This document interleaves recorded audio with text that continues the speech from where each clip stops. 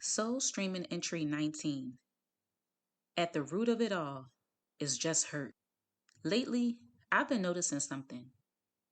Not just watching, but really noticing. Through different true crime stories, body cam videos, and real life situations where people are being met with some of the most intense moments of their lives. And what stands out to me isn't just what happens, it's how people respond when they feel like they're in fight or flight. Different people, different environments, different choices. But the pattern, most people choose fight, and not always physically, in how they react, how they respond, how quickly things escalate into something that didn't have to go that far. And I found myself sitting there like, because I wasn't looking at it the way I used to. I wasn't immediately judging what I was seeing. I wasn't saying, that's crazy, or I would never. Because the truth is, I have. The moment everything shifted. There was a moment in my life where everything changed. And it didn't take long. Just one moment, one decision, one choice made in the heat of everything I was feeling. And what I've come to realize is that sometimes all it takes is a single moment without a pause to change the trajectory of your life. Because if I'm being honest, a deep breath could have saved me.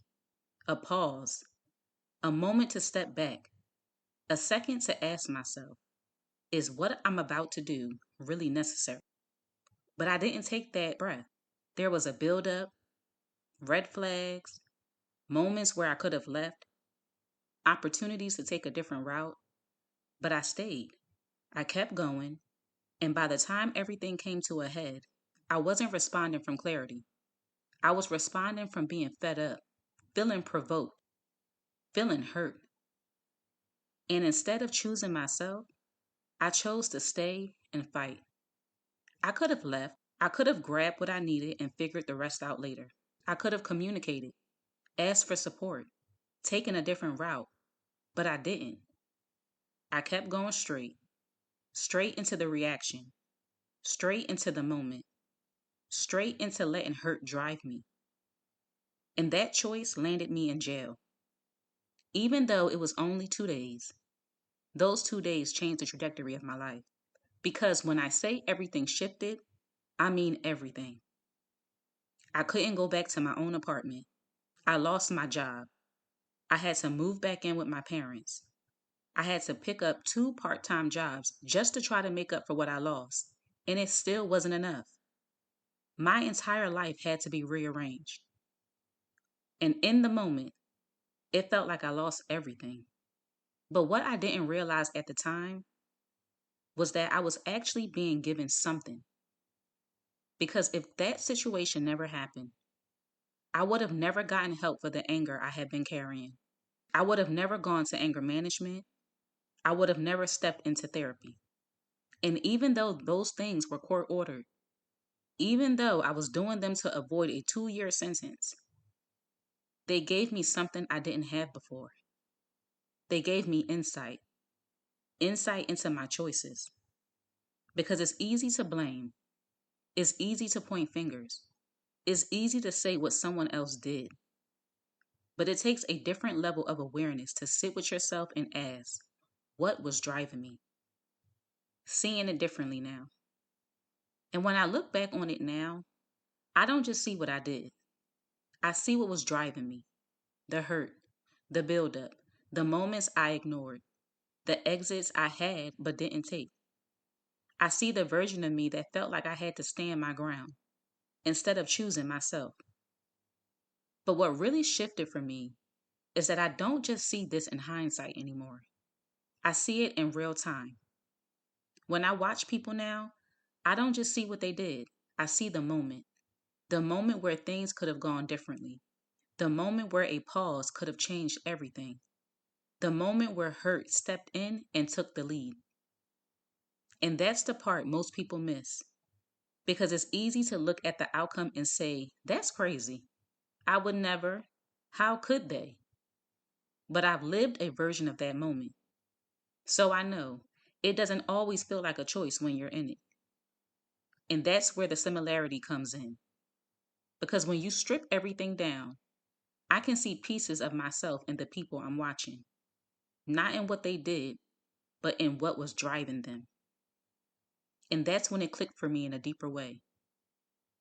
Life will always give you options, different routes, different exits, different ways to respond.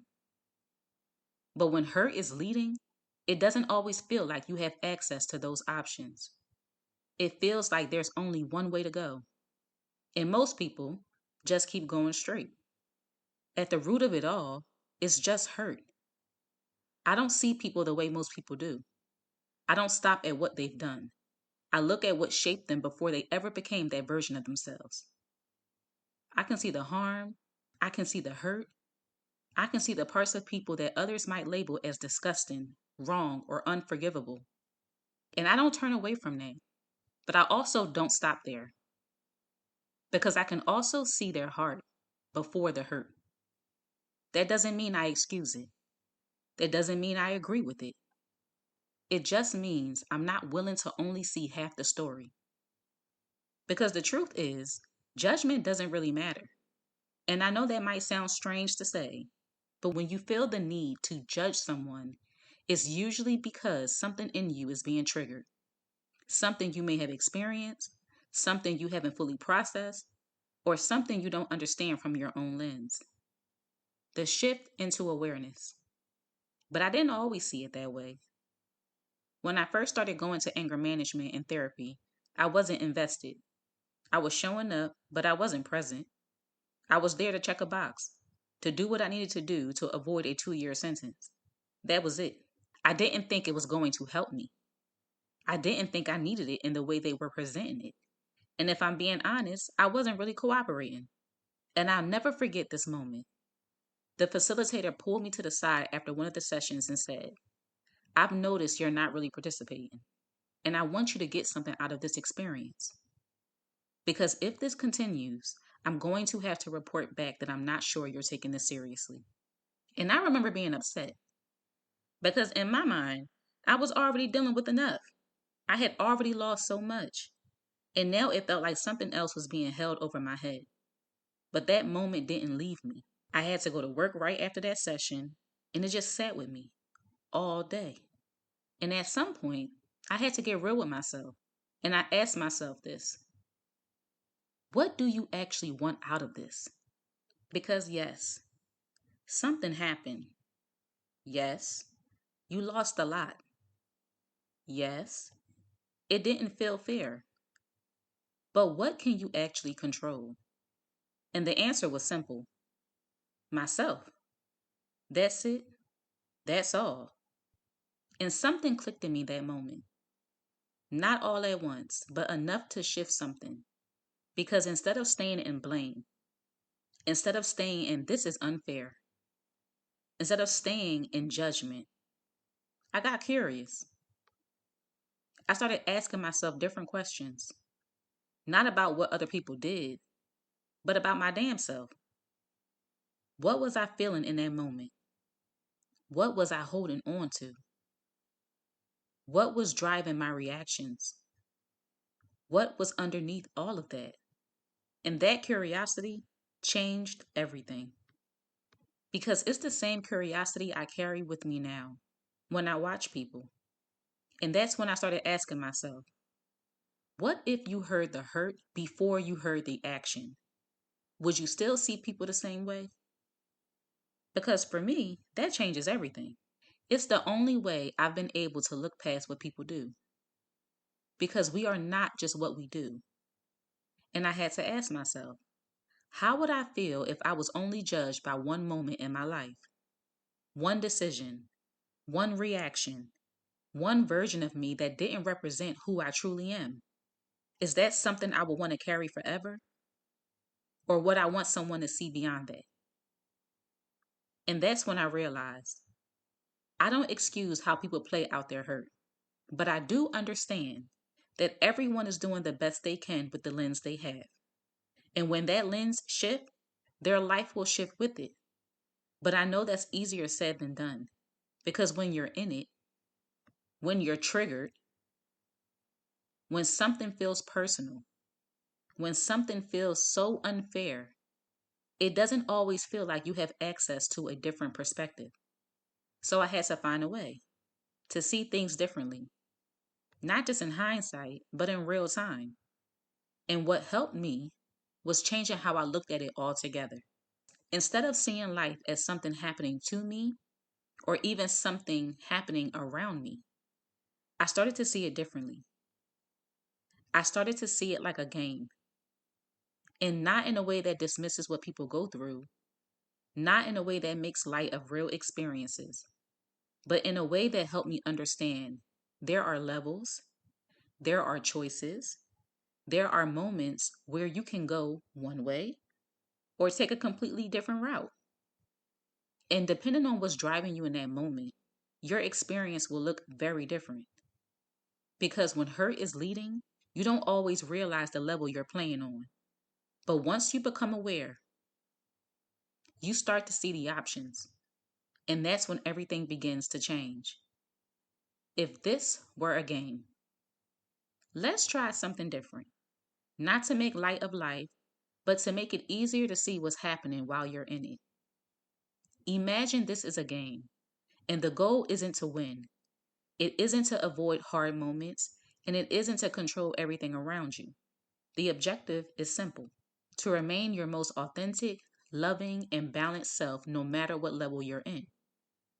Because life is going to present you with situations. You don't get to skip levels, but you do get to choose how you move through them. And in every level, there are two options: respond or react. Level one is the trigger, everyday conflict. Someone says something that rubs you the wrong way. You feel misunderstood, your body tightens, and your mind starts forming a response immediately. If you choose to respond, you pause, you take a breath, and you check in with yourself before speaking. You ask yourself what you're actually feeling, whether this is worth your energy, and how you want to show up. You don't abandon yourself, and you don't let the moment define you. You stay in alignment. But if you choose to react, you skip the breath. You respond instantly. Your tone shifts, and you meet their energy with the same energy. Now the moment is no longer just a moment, it's a direction. Level two is the pattern: self sabotage and disconnection. This isn't just one moment anymore. You start to notice patterns like pulling away, pushing people out, avoiding conversations, or repeating behaviors that don't feel good but feel familiar. If you choose to respond, you become aware. You start asking yourself why this feels familiar, what you are protecting, and what you actually need. You meet yourself with honesty instead of abandoning yourself again. But if you choose to react, you stay in the pattern. You don't question it, you don't pause, and you let it repeat. And now your life starts reflecting that pattern back to you. Level three is the impact, where your hurt begins to affect others. Now it's no longer just internal. It shows up in how you treat people through neglect, emotional withdrawal, harsh words, or unstable energy. If you choose to respond, you recognize that it's not just about them. Something is going on within you. You take responsibility, create space, and choose not to project what you haven't processed. But if you choose to react, you justify it. You tell yourself they made you feel this way, that it's their fault, that you're just reacting. And without realizing it, hurt is now moving through you. Hurt becomes hurt. Level four is the breaking point, where choices carry weight that can't easily be undone. This is where everything comes to a head. One decision, one moment without a pause. This is where people find themselves in situations they never imagined for themselves: violence, severe harm, irreversible actions, legal consequences, losing relationships, losing freedom, losing the life they once knew. This is where someone can end up in jail, facing charges, carrying something that follows them long after the moment has passed. And from the outside looking in, this is where people say, how could they do that? But if you choose to respond, even here, you pause. You step away, you breathe, you interrupt the moment, and that pause has the power to save you. But if you choose to react, you go through with it. No breath, no pause, just action. And now you're living with a choice that didn't have to happen. The truth about this game is that you don't just end up here, you move here, level by level, moment by moment, choice by choice. And at any point, you can choose differently. But when hurt is driving, it doesn't feel like a choice, it feels automatic. And that's why awareness matters. Because if you don't know how to pause, regulate, and meet yourself with care, you won't be able to offer that to anyone else. And that's how it happens. Hurt people hurt people. The reminder is that you're not here to play the game perfectly. You're here to become aware of how you're playing. Because every level gives you something, a moment, a breath, a choice. And sometimes one breath is all it takes to choose a different route. Returning to myself in real time. And now, this is just how I move. It didn't happen overnight. It came from moments where I didn't pause, where I reacted, where I had to sit with the consequences of choices I made from hurt. But over time, that pause became second nature. Now, when something comes up, when I feel triggered, when something feels heavy, when I notice that shift in my body, I pay attention. And instead of letting it take over me, I give myself a moment, a breath, not to suppress what I'm feeling, but to understand it. Because that moment right there is where everything changes. That's where I ask myself, what am I feeling right now? What is this really about? Do I want to react or do I want to stay aligned with who I am? In that space, that small intentional pause has saved me in more ways than I can explain. Because now I don't have to carry everything I feel. I don't have to hold on to what doesn't belong to me. I can move it, I can release it. And when I do feel something heavy come up, when something feels hard to process, I don't carry it. I release it. I write it out. I sit with what's coming up without rushing past it. I give myself the space to fully feel and understand it. And then I burn it. Because burn and release rituals help me transmute what I'm feeling. I call on my spirit guides, my angels, my ancestors, and Mother Nature to take that energy and transform it, to use it for something I need, or to help someone else see themselves more clearly. And even then, I still send love, even to the people who may not wish me the same. Because I've learned that if I don't take care of myself in those moments, if I don't meet myself with patience, understanding, and care, then I'll end up responding from the same hurt I can now see in others. And that's not who I am anymore. My legacy thread. At the root of it all is just hurt. Not always loud, not always obvious, but it's there.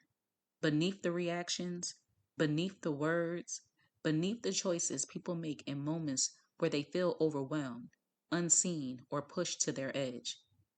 If we can just sit with what's being shown on the surface long enough without immediately judging it, without rushing to label it, we start to see something deeper. We start to see what looks like anger, what looks like defensiveness, what looks like harm. Is often hurt trying to find a way to express itself. And that doesn't make the behavior right, but it does make it human. Because hurt doesn't just disappear, it moves, it builds, it looks for an outlet. And the truth is, we are the ones who get to choose what the outlet becomes. We don't always control what we feel, but we do have a say in how we move with it. We can pause, we can breathe, we can choose to respond, or we can react. And that choice, that one moment of awareness, can change everything. So I don't just see what people do anymore, I see what they might be carrying, and I hold space for both the harm and the hurt. A whisper for you. If you feel something rising in you right now, pause. You don't have to rush your response. You don't have to prove anything in this moment. You don't have to meet energy where it's coming from. Take a breath. Come back to yourself. Ask yourself what you actually need, not what the moment is trying to pull you into. You are not your reaction. You are the one who chooses what to do with what you feel. And even if you've chosen differently before, you can choose differently now. Here are your journal prompts for this week's entry. Number 1, what emotions do I tend to react from most quickly? And what might be underneath those emotions? Number 2, can I recall a moment where I reacted instead of paused? What might have changed if I had taken a breath first? Number 3, what does it look like for me to respond in alignment with who I truly am? Number 4, where in my life do I notice patterns that may be rooted in unprocessed hurt? Number 5, when I feel triggered, what is one question I can ask myself in the moment to bring me back to awareness? Thank you for witnessing this soul stream. Return to it whenever you need to come home to yourself. Until next time, stay soft, stay true, and keep streaming your soul your way. Love, Sim.